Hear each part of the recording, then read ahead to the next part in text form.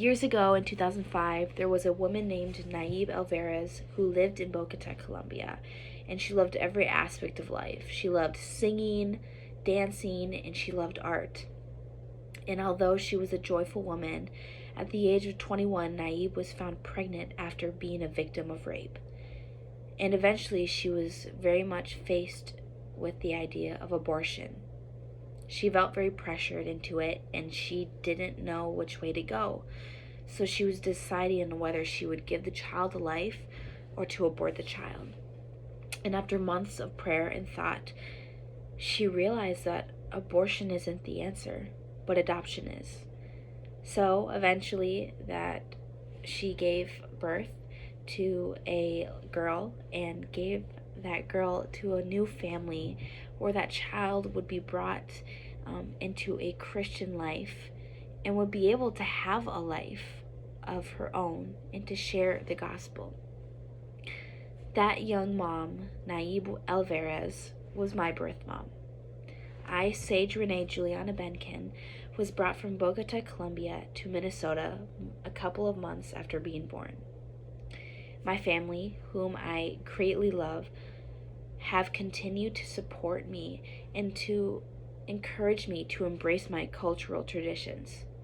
There are many, many pictures of me in Colombian outfits, souvenirs, trinkets in the house that are just all from Colombia.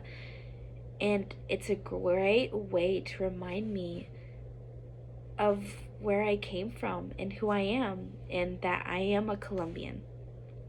And so I really thank God and I thank my family for just continuing to support me through that. And not only that, but now that I'm becoming more mature, stronger in my community, and bolder in my faith, the reality of my birth mom has really inspired me in her story today. And overall, now this year, I'm a senior and I'm about to graduate. I've really thought deeply about it and about her story. And the truth is that I realize is that rape is so often used as an excuse for abortion. Abortion can stop the beautiful lives that God has promised us, and it can harm the mother mentally and physically. And not only that, but it stops the beauty of adoption.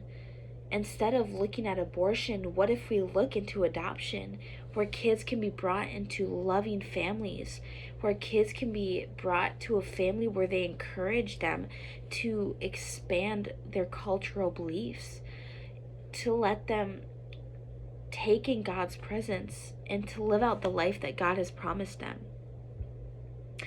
And as a person conceived of rape, I deserve life and I deserve the chance to share the gospel through the gifts, which for me is singing. And I hope to one day become a worship pastor in the future. Overall, I am the loving alternative to abortion, and I am the face of adoption. And I hope to make a change through my story and through my passions, and to share with people that adoption is a beautiful thing. And I will never forget my birth mom. I will never ever forget her, and I thank God every day for blessing her,